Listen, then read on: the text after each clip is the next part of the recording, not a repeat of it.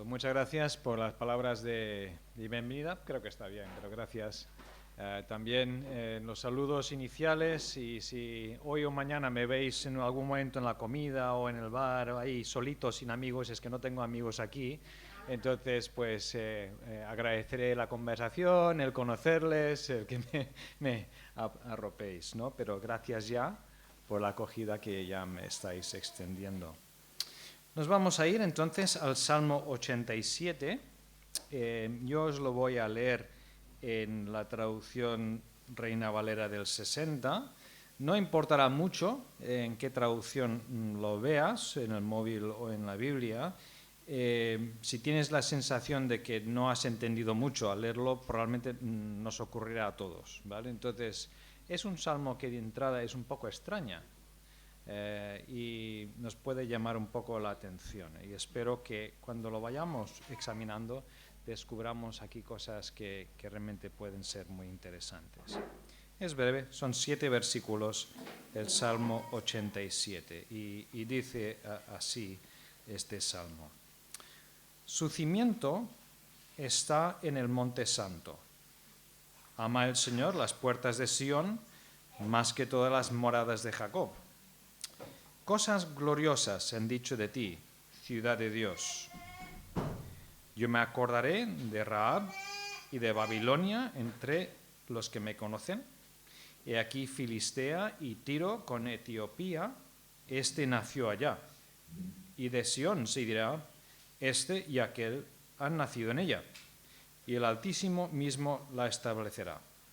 El Señor contará al inscribir a los pueblos, este nació allí.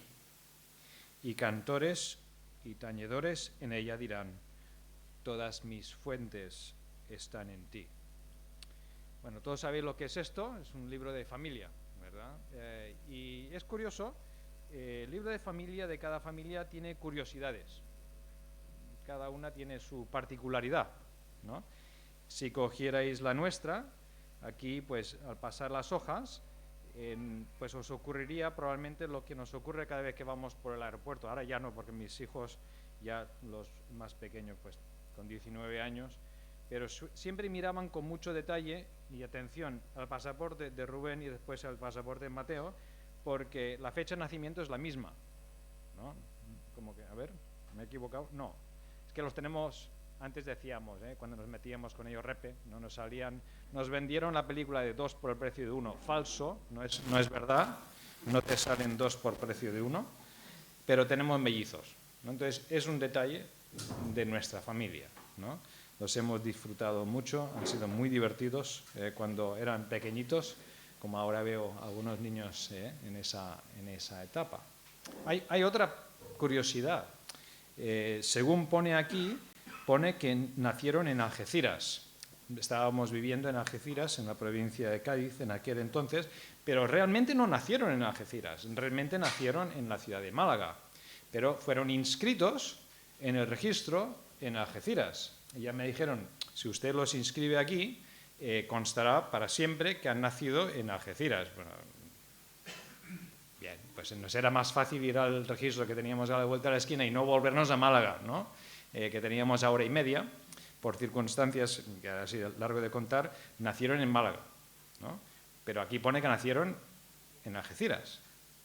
Y esto es un poco lo que tenemos en el Salmo 87. Tenemos un libro de familia, ¿no? Os están expidiendo libros de familia, se están expidiendo partidas de nacimiento. Dios se presenta en la Biblia de muchas maneras, con diferentes metáforas. Aquí permitidme que lo escriba de esta manera. Dios se presenta como funcionario. Estamos en una sala, hay la ventanilla y está el funcionario expidiendo partidas de nacimiento. Y nosotros que estamos sentados tomándonos un café, vemos en la fila de gente que está esperando que se le dé su documentación. Los vemos ahí descritos en el versículo 4. Viene una mujer, Rahab. En la Biblia Rahab era un apodo, era una manera de hablar de Egipto, ¿vale? Una mujer egipcia. Detrás de ella viene un hombre de Babilonia. Después, el tercero, un filisteo. Después viene alguien de Tiro, lo que hoy es Líbano, básicamente. Después una persona de Etiopía. Y mientras nos tomamos el café, a la primera persona, el funcionario, Dios, les pide una partida de nacimiento que pone nacido en Jerusalén. Pero si la mujer es egipcia. Y al segundo viene el babilonio. Partida de nacimiento, nacido en Jerusalén. El filisteo, nacido en Jerusalén. El lebanés, nacido en Sión, nacido en Jerusalén. Y el etíope. ¿Qué canción más rara? ¿No? Esto es un salmo, se supone que lo cantarían de vez en cuando en el templo. Yo creo que muchas veces en el templo dirían, no me entero de nada en la letra de esta canción. ¿Os ha ocurrido alguna vez en alguna reunión? Fin de semana pasado estuve en otra reunión, una asamblea, y en algún momento, cuando proyectaron la letra de las canciones, a veces te ves algo que como que no te entra, ¿no? Era un error en este caso. No sé si conocéis esa canción que dice, en mi vida has sido tan fiel, ¿no? Pues nos proyectaron, en mi vida he sido tan fiel. Y cuando llegamos a esa línea, como que se sintió en todo, éramos cientos de personas, como un ¿qué ha ocurrido?, ¿no? O sea, esto no sé si lo puedo cantar, ¿no? Yo creo que al cantar este salmo les habrá ocurrido muchas veces. Pero ¿cómo esto de que Dios les va a dar una partida de nacimiento a los egipcios, a los babilonios, a los filisteos? A ver si estáis despiertos. ¿Qué tienen en común en la Biblia egipcios, babilonios y filisteos? Enemigos. Enemigos declarados, crueles, hasta la saciedad del pueblo de Dios. ¿Y Dios les va a dar ciudadanía? ¿Dios les va a decir que han nacido aquí? Y sumamos Tiro, no era tanto una potencia militar, pero sí económica. Los fenicios, ya sabemos los fenicios, ¿no? Pero se enriquecieron por la trata. O sea, el vender y comprar seres humanos era parte de la fuente de ganancia. Y sumemos Etiopía, que para ellos era lo más lejos de lo más lejos, el quinto pino, y después sigues al sexto y el séptimo, ¿no? O sea, el fin de la tierra, ¿no? Y toda esta gente, Dios va a decir, nacidos en Jerusalén. ¿Qué está ocurriendo? ¿De qué va este extraño canto? Pues lo primero, y solo tengo dos encabezados para esta sesión, ¿eh? La primera es los sorprendentes propósitos de Dios. Fijaros, aquí estamos en un salmo, creo que no muy conocido, como en una habitación pequeñita, perdida en el Antiguo Testamento, y vemos que Dios siempre ha tenido la intención y el propósito de incluir a todos los pueblos del mundo en su pueblo. Es un gran error pensar que la misión empieza en el Nuevo Testamento. Es un gran error pensar que empieza en la Gran Comisión, ¿no? Y que después pasan siglos y, ostras, no hemos hecho nada por los españoles, ¿no? Tendremos que hacer algo por los españoles, ¿no? O, ostras, no hemos hecho nada por los chinos, tendremos que enviar a alguien a China. Dios siempre, desde el inicio de la historia humana, siempre ha tenido el propósito último, al final, de incluir gente de todos los pueblos y de todas las etnias y de todos los idiomas y de todas las culturas en su pueblo. Lo vemos, esta mañana ya vemos anticipos, ¿verdad? Hablando con nosotros, algunos de Uruguay, ¿no? Algunos más bien hablan el catalán, otros castellano parlantes, ¿no? Veo algún americano también por aquí, ¿no? Catalano-irlandés, mezclas muy extrañas, ¿no? Y aquí estamos. Y se está cumpliendo en los inicios lo que Dios decía en el Salmo 87. ¿Veis? Que Dios siempre ha tenido estos propósitos. Desde Génesis 12, cuando Dios llama a Abraham para iniciar su pueblo, le dice el primer día, en ti serán benditas todas las etnias, todas las naciones de la tierra. Esto nos explica qué está pasando en el Antiguo Testamento, cuando Dios tantas veces es tan duro con su propio pueblo. ¿Por qué Dios no permite que su pueblo pues, se salga de esa senda tan estrecha que le tenía marcada? ¿No? Pues en esa etapa de la historia, en ese momento de la historia del mundo, ¿cómo podían saber justamente los filisteos, los egipcios, acerca del Dios real, el Dios que les había dado la vida? Ellos no tenían la ley de Moisés, ellos no tenían los escritos del Antiguo Testamento, ellos no tenían los profetas. ¿Cuál era la única vía para que estos pueblos supieran que hay un Dios real, un Dios que les ha dado la vida, un Dios que les ama? La única vía que tenían era ver en la vida del pueblo de Dios un testimonio que les hiciera ver: Dios está allí, Dios es grande, Dios es santo, Dios es digno de nuestra lealtad y nuestra adoración. Y por lo tanto, esta luz que tenía que verse a través de las ventanas de esta casa, si me permitís usar esta metáfora, la casa era el pueblo de Dios, la luz de Dios dentro, y desde fuera en la oscuridad pues tenían que ver esa luz. Y entonces Dios no podía permitir que su propio pueblo tuviera las ventanas tan sucias. Porque ahí fuera, desde fuera, muchas veces parecía que la luz era muy débil y además poco atractiva. Cuando dentro de la casa había una gloria tremenda, pero las ventanas estaban tan sucias que ahí fuera en el mundo pues no parecía nada especial. Y Dios no podía permitir eso, y por eso muchas veces tuvo que permitir que llegara a juicio a su propio pueblo para limpiar esas ventanas, para que el mundo tuviera alguna posibilidad de saber acerca de él. Porque Dios siempre ha tenido el propósito de que su luz, de que su verdad llegue a todas las naciones. Es verdad que en el Antiguo Testamento y en el Nuevo el sentido de viaje es diferente. Dios quería que en el Antiguo Testamento su pueblo fuera un gran imán, atrayendo a las naciones hacia lo maravilloso que es conocer a Dios.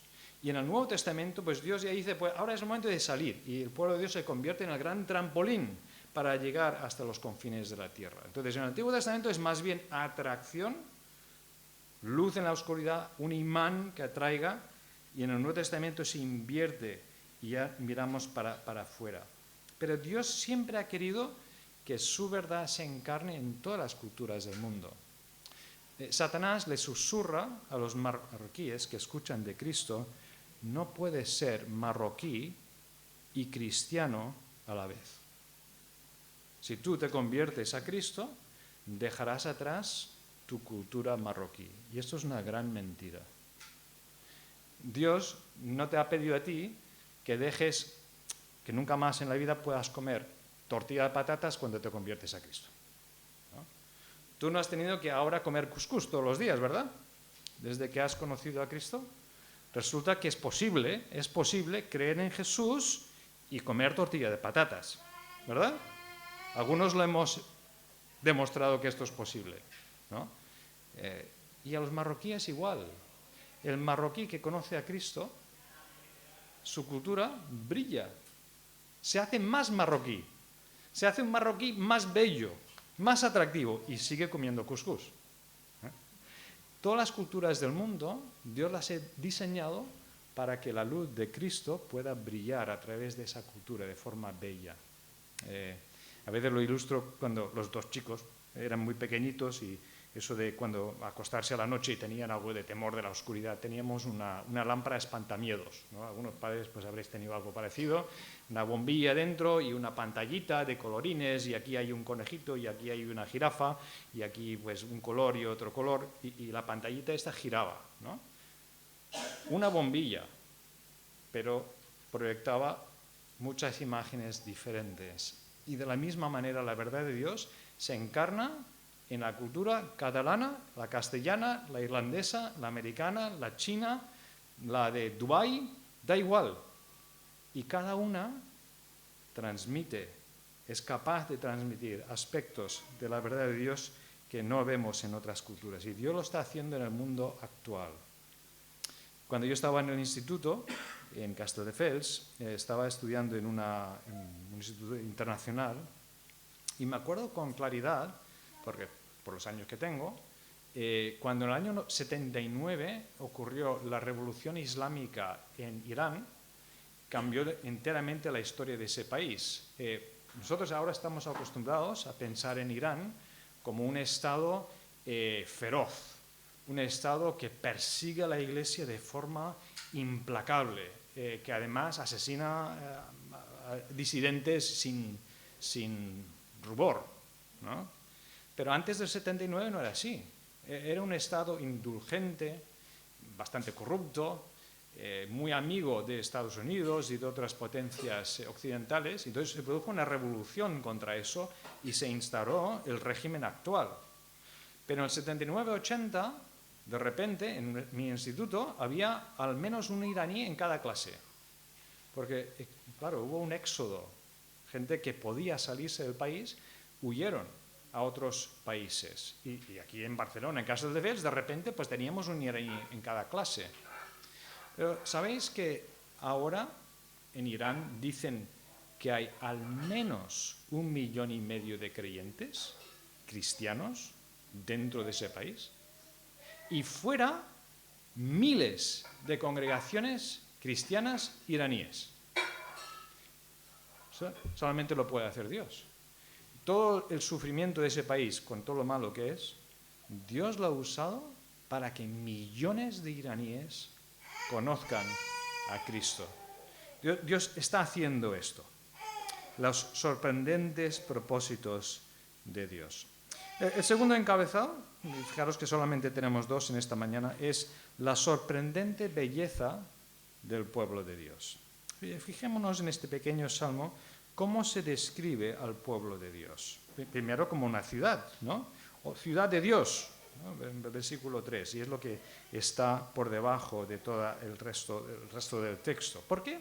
Porque una ciudad, sabéis que esta metáfora es recurrente en toda la Biblia y llega al final, en el libro de Apocalipsis, ya como, digamos, casi la metáfora final del pueblo de Dios, la ciudad de Sión, la ciudad de Dios. Entonces, ¿qué hay en una ciudad que nunca podemos encontrar en lugares desiertos? Nosotros de entrada pensamos en la ciudad y pensamos en basura, ¿no? Ruido, ¿no? Polución, ¿no? En la pandemia, contagio, peligro. Pero no es esto lo que predomina en la metáfora de la ciudad. ¿Qué hay en la ciudad que no hay en lugares desiertos? Personas. Es una metáfora de comunidad. En la ciudad encontramos muchas personas y te vas al desierto, no hay personas. Esta es la esencia de la metáfora. Una comunidad. Y es qué curioso, ¿no? Este versículo 2, el Señor ama las puertas de Sión más que cualquier otro sitio. ¿Por qué? ¿Qué tienen las puertas? ¿Qué tienen las puertas de esta ciudad? Cuando tú vas viajando y llegas a la ciudad, el punto de entrada es la puerta. Es donde te vas a encontrar con la gente que está allí. ¿Sabes? Dios está diciendo con esto que a Dios le encanta venir a tu encuentro. Si me siento y no digo nada más, ya tenemos aquí algo para llevarnos a casa. No sé cómo has venido tú a este retiro. Dios estaba en el hotel antes de que tú llegaras y estaba pensando, qué bien, falta poco para que lleguen. Esto es increíble. ¿No tiene Dios cosas que hacer? ¿Estaba un poco aburrido Dios este fin de semana? O sea, ¿no tenía otras cosas en la agenda? Y Dios ha venido aquí y está ilusionado. Dios disfruta, Dios ama el encontrarse con nosotros. ¿No es maravilloso esto? Una comunidad amada por Dios. Esto define una iglesia. Una iglesia es un grupo de personas, una comunidad que han encontrado su seguridad en saberse amados por Dios. Vivimos en una sociedad llena de inseguridad, con tanta ansiedad, con tanto temor, con tanta soledad. Y qué privilegio saber que perteneces. Y claro, es que es tan curioso. Aquí estamos en un pasaje del Antiguo Testamento y está tan claro, ¿verdad? ¿Cómo se entra en esta comunidad? Te tienen que dar un libro de familia. Te tienen que inscribir como que tú has nacido en la familia. Y dices, pero si yo no he nacido en la familia, tampoco los filisteos. O sea, ninguno de nosotros, de forma natural, nacemos en esta familia. Pero Dios dice, pero yo quiero que tú seas parte de mi familia. Y entonces, claro, la pregunta es si has nacido. No es meramente la asistencia a una iglesia o a los cultos, y bien está en asistir, y además regularmente para nutrirnos, para formar parte, para servir a Dios y a otros. Pero esto no nos hace parte de. Hay que nacer, hay que tener partido de nacimiento. El Espíritu Santo tiene que hacer nacer en nosotros una nueva manera de vivir. Y esto, ojo, tuvo un precio altísimo. Esto no fue un mero, bueno, mira, voy a borrar que pone esto y voy a escribir otra cosa.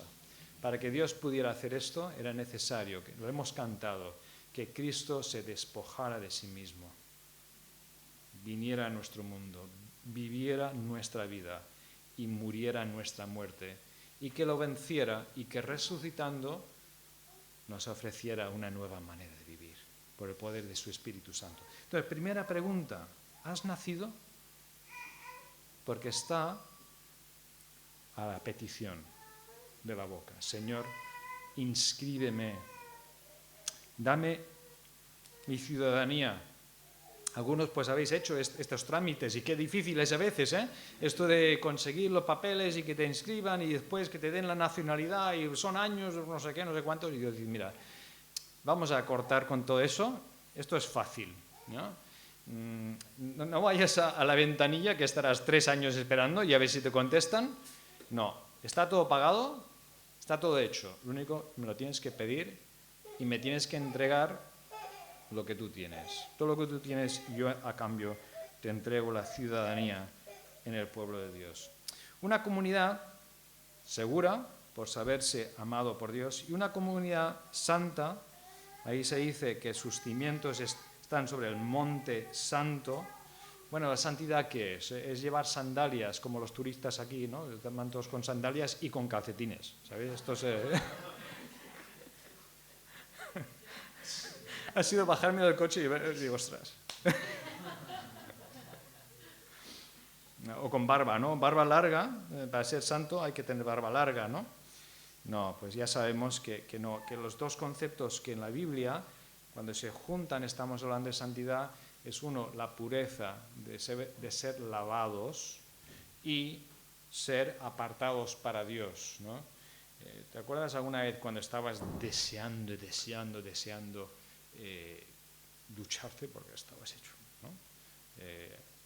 Me gusta contar esto fue en el campamento de APEN de hace años, de monitor, aquí en Cataluña, en los montes, y íbamos a un centro de campamentos donde en aquel entonces todavía era todo muy primitivo, muy de aquella manera, entonces no se podía tirar nada al váter, ¿no?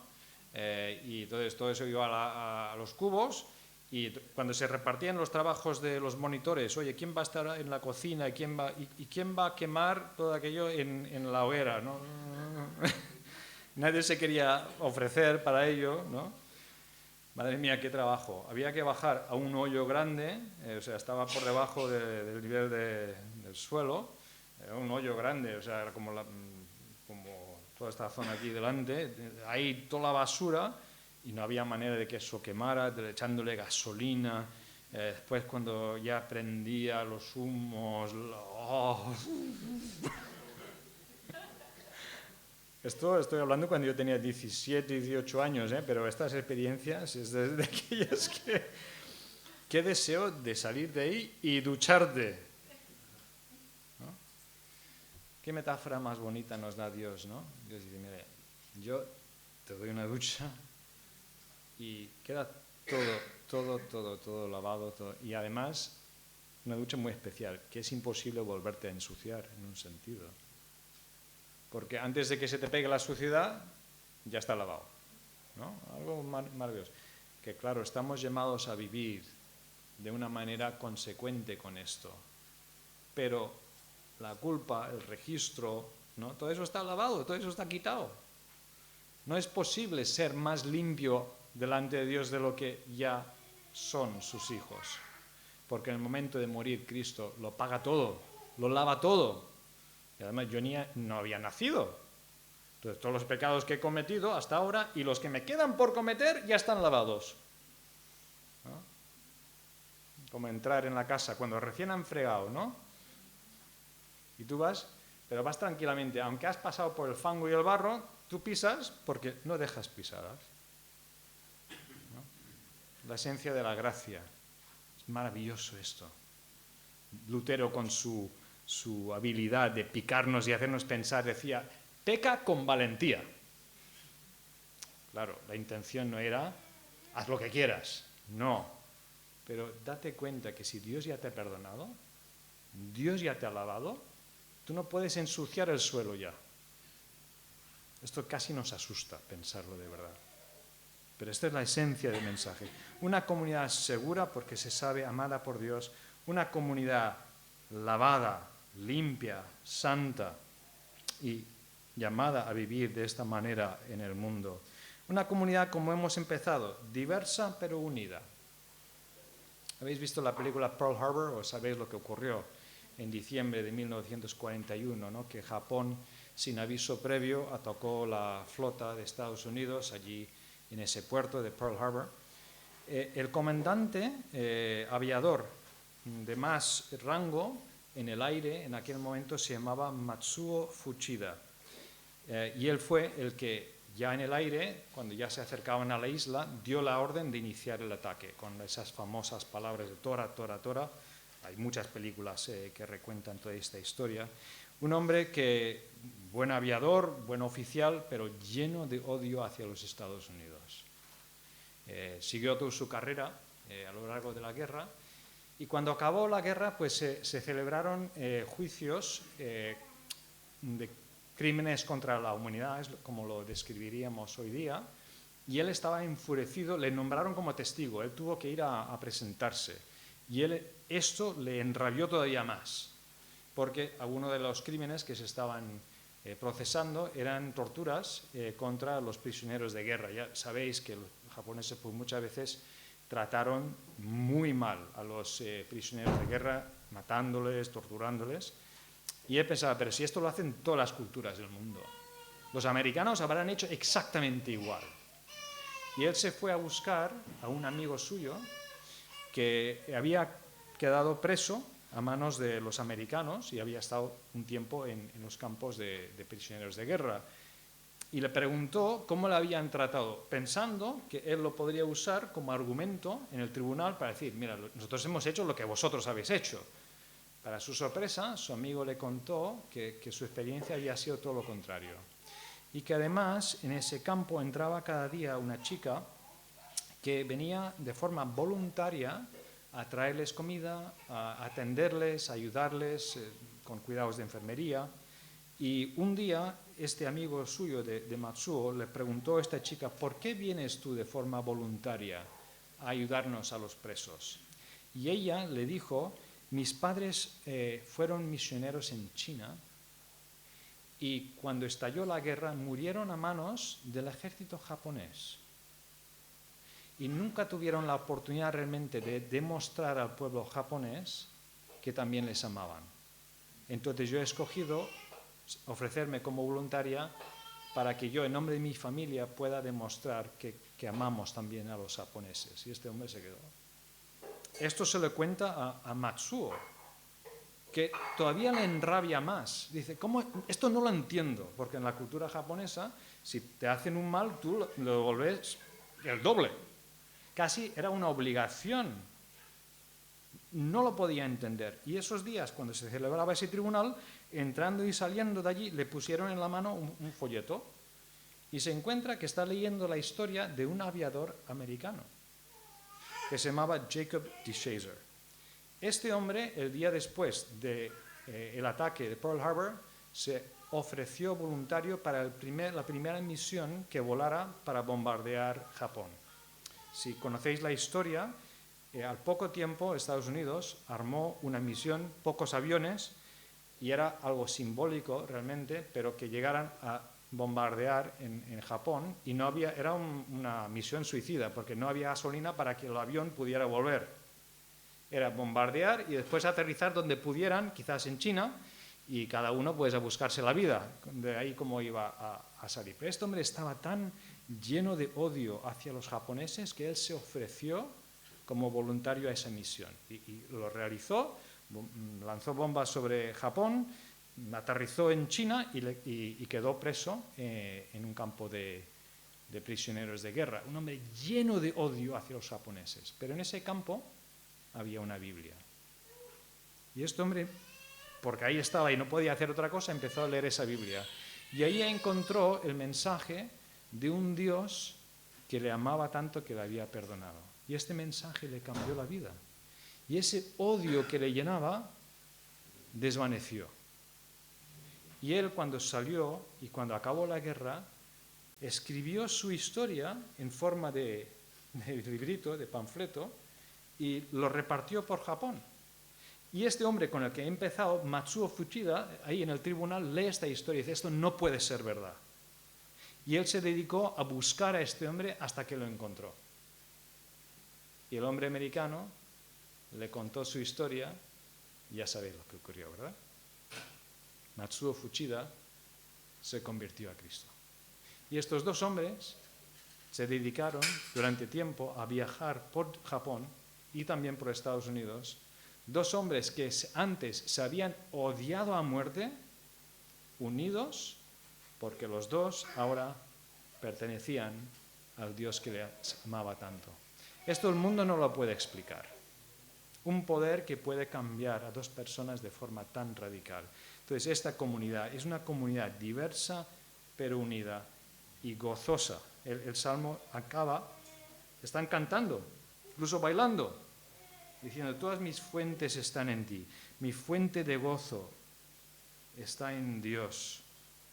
Tanto los filisteos, como los etíopes, como los judíos, como de todas las naciones y todas las etnias del mundo.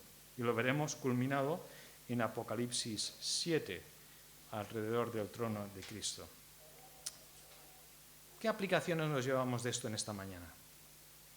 Una primera pregunta. Los que llevamos tiempo en el pueblo de Dios, ¿lo seguimos viendo como algo maravilloso? No creo que este salmo fuera el salmo favorito de los fariseos. Bueno, a ver, esto de que Dios permita que los filisteos entren en su pueblo, pues habrá que verlo, ¿eh? A ver si realmente se han arrepentido de verdad, ¿eh? Porque aquello que hicieron con Sansón, madre mía, esto no tiene perdón, ¿eh? Vamos a ver si realmente... Y oye, ostras, es que esa comida filistea es que, madre mía, es una porquería, ¿no? En la radio cuando sale música filistea yo cambio de estación, ¿eh? Porque no hay manera de... Si hay algo en nuestra forma de hacer las cosas, en nuestra iglesia, que es una barrera para que entren otros, ¿estamos dispuestos a cambiar? Esto hay que pensarlo, ¿eh? En España tenemos 2 millones de musulmanes ahora. Tenemos 500.000 en Cataluña. Cuando decimos hay medio millón de musulmanes en Cataluña, ¿qué pensamos? ¿Medio millón de problemas o medio millón de oportunidades para compartir el amor de Cristo? Porque no nos equivoquemos, ¿eh? Esto no lo ha hecho Satanás. No seamos tan tontos. ¿Tú crees que Satanás es capaz de mover 2 millones de personas sin que Dios lo permita? Pensaremos un poco más sobre eso en esta tarde, pero y si, no afirmo que, pero y si cuando hacemos un tentempié de la iglesia, ¿no? y estamos invitando a nuestros amigos, y algunos de ellos son marroquíes, y entramos en la sala y en la primera mesa hay jamón y cerveza. A mí me gusta el jamón, ¿eh? Y la cerveza también. La tostada aún mejor.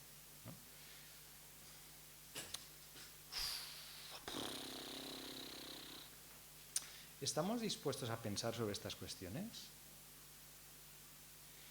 Segunda pregunta. ¿Nos importa que todavía después de 20 siglos no hayamos cumplido de todo esta profecía? Nos dicen que hay como 17.000 grupos étnicos en el mundo. Según se cuenten puede salir una cifra u otra. Pero lo que está claro es que es una tercera parte de ellas, en este caso serían 7.000, nunca, jamás se ha pronunciado una palabra en ese idioma que hable de Cristo. Nunca, jamás. 7.000.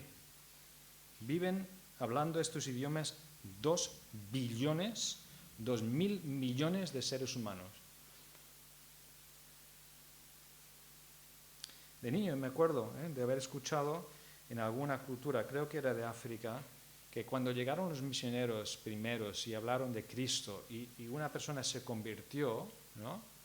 Y le preguntó, ¿hace cuánto tiempo llegó este mensaje a vuestra nación?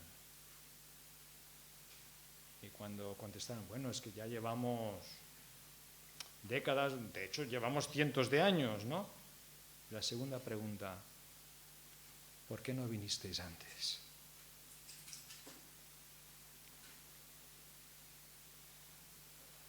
¿Por qué no vinisteis antes? Nuestra generación somos responsables de nuestra generación. ¿Qué estamos haciendo para que el Evangelio llegue a más y más personas y más etnias? ¿Estamos orando que en nuestras iglesias haya personas marroquíes también? Y personas que tanto hablan catalán como castellano. Debe ser una oración de nuestros corazones. Concluyendo, si no tienes la certeza de haber nacido en el pueblo de Dios, empezamos por ahí. Pídele a Dios que te adopte, porque Él te ama y quiere que tú seas parte de su familia. Segundo, pídele a Dios que tu vida rebose en gozo. Gozo en los días buenos y gozo en los días malos, para que otros noten la diferencia en tu trabajo, en tu familia, en tu escalera, y te pregunten, oye, ¿esto que tú tienes, qué es? Porque yo lo quiero. Tercero, como comunidad, pedirle a Dios que esta congregación sea atractiva a todas las culturas, que haya más y más diversidad, gozosa, armoniosa. Cuarto, pedirle a Dios que de esta congregación salgan personas, misioneros también, a los lugares difíciles del mundo, no los fáciles y alcanzados, a los lugares difíciles, donde Cristo todavía no es nombrado, pero que tiene que ser nombrado, para su gloria y honra y para el gozo de las naciones que todavía no le conocen. Vamos a orar. Señor, gracias que tú has querido inscribirnos a nosotros, nos has ofrecido todas las bendiciones de pertenecer a tu familia, a tu pueblo. Gracias que nos has perdonado, gracias que nos das nueva vida en Cristo. Y Señor, ayúdanos a nosotros a ser canales para que muchas más personas te puedan conocer. Vengan del trasfondo del que vengan, sean de la cultura que sean. Pedimos que tú enciendas dentro de nosotros y entre nosotros una luz y un gozo que sea realmente contagioso. En nombre de Cristo. Amén.